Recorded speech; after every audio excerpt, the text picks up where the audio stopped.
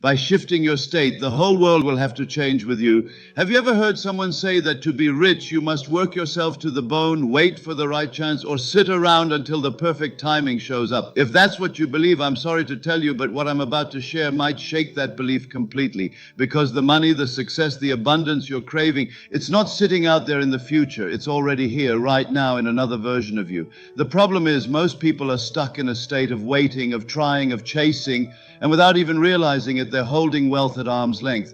But in today's episode, I'm going to show you how to break out of that loop, how to step into the state you already have, and how to let the universe line everything up so that money finds its way to you. We're going to walk through principles that sound simple, but have the power to turn your entire reality around.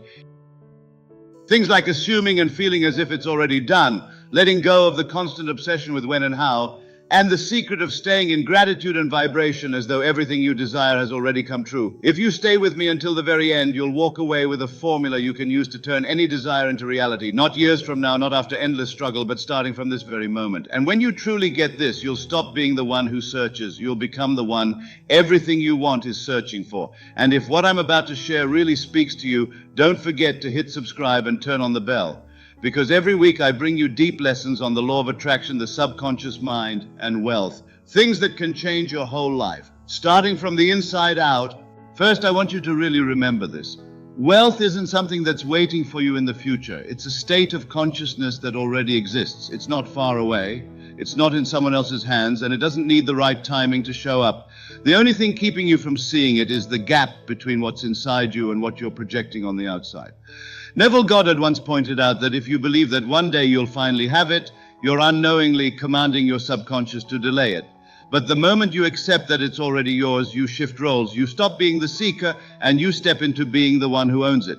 That's the turning point, because the brain works on the principle of selective attention. Your neural networks start prioritizing, processing, and projecting only the signals that match the inner command you've given.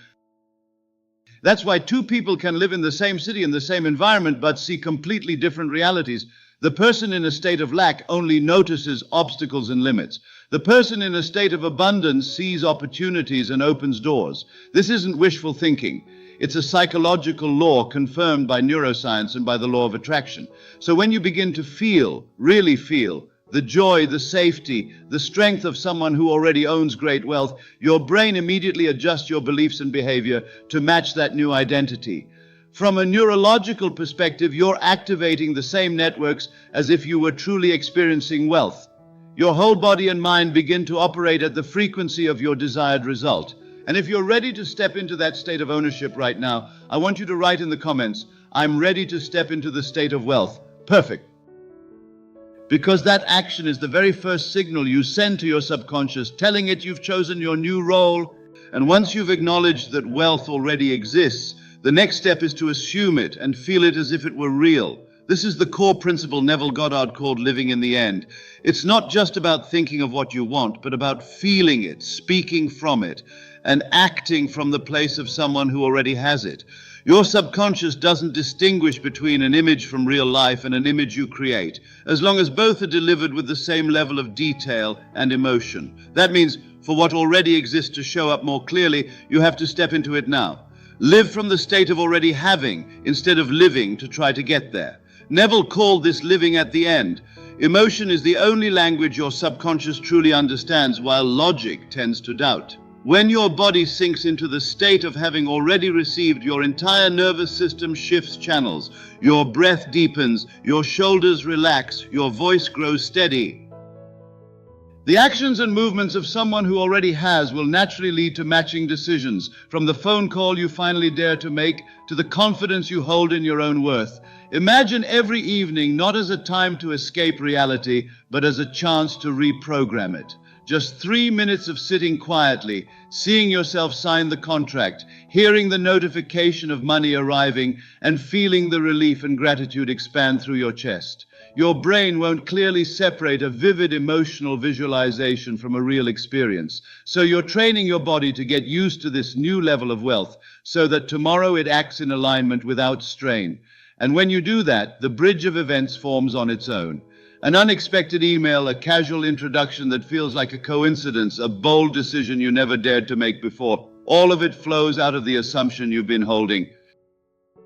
If you truly agree with this and want to start today, write in the comments, "I live from the state of already having perfect." Because when you write it down, you're not only turning emotion into commitment, you're also turning commitment into a new frequency that the world will respond to.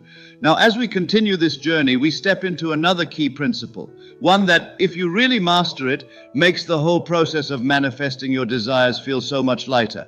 And it's also the very point where most people stumble without ever realizing it. You've already planted the seed through assumption and feeling it as real.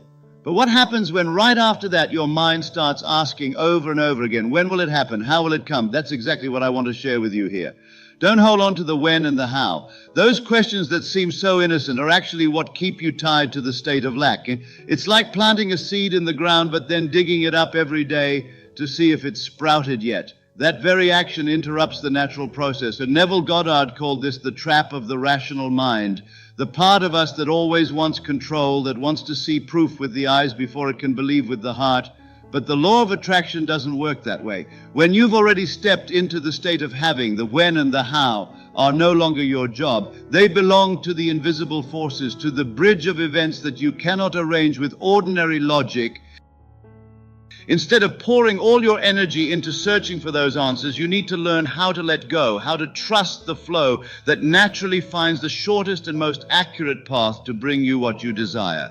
This is the turning point where you unlock the full power of your subconscious. You've already assumed and felt it as real. But if your mind is still obsessed with when and how, you're secretly sending your subconscious the message that you don't fully believe yet.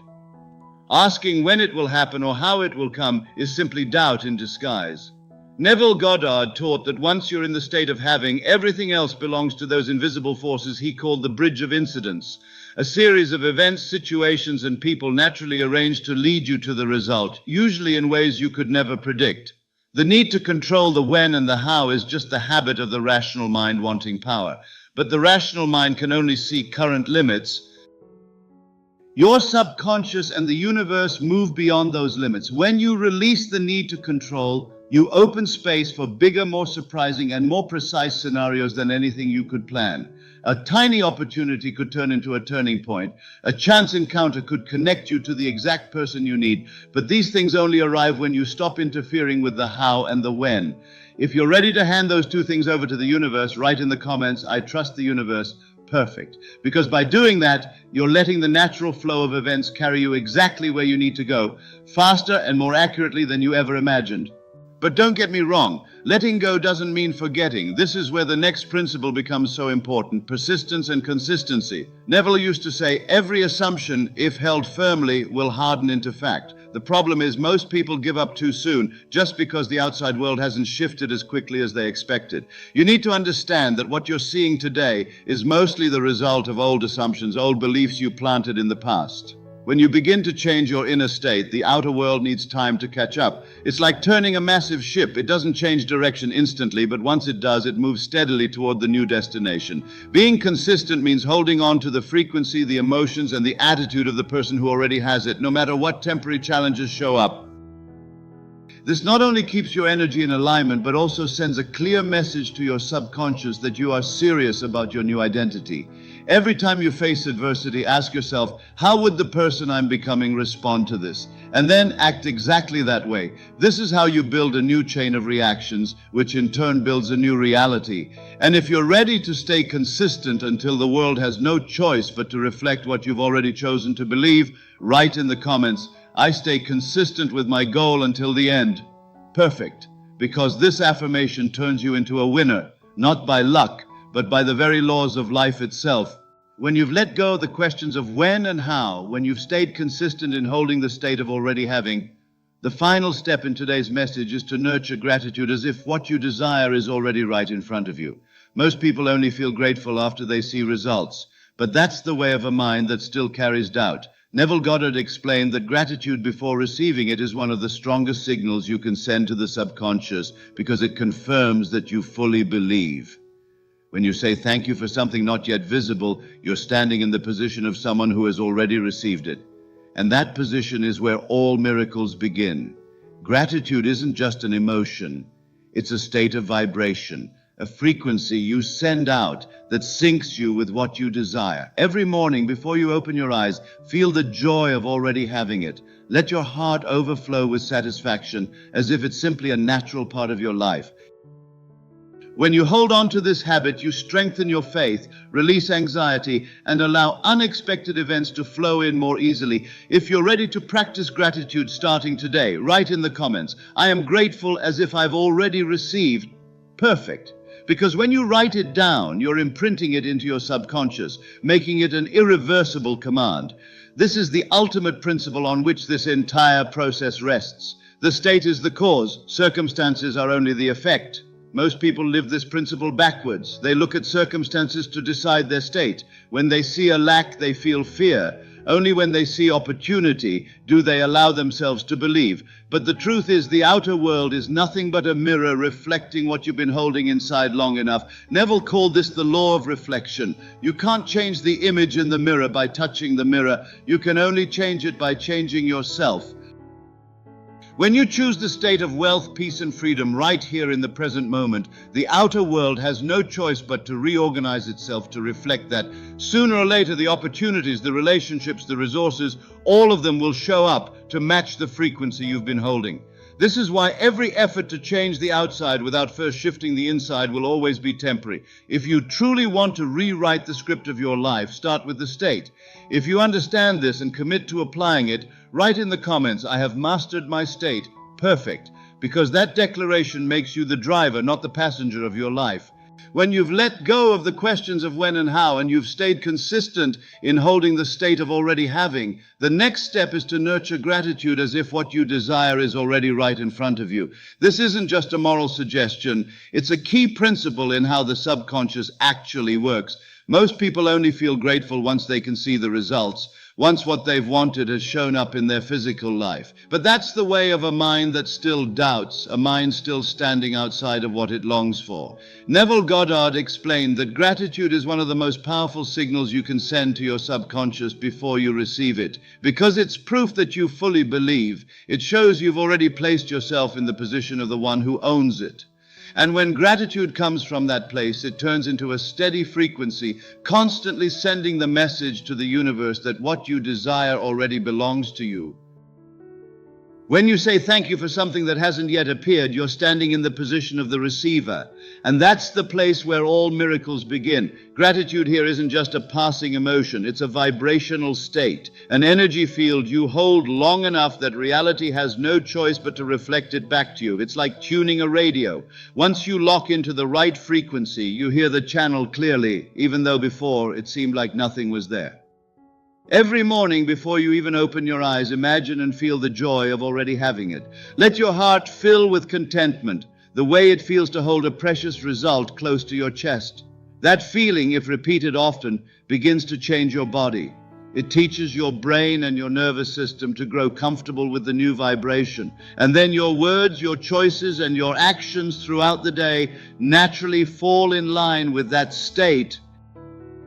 When the state is strong, the right events, the right opportunities, and the right people will find their way to you without any force. By practicing gratitude this way, you strengthen your faith, you release anxiety, and you open the door for unexpected events to flow in naturally. You're no longer waiting with restlessness, you're living with the quiet knowing that what you want is already on its way.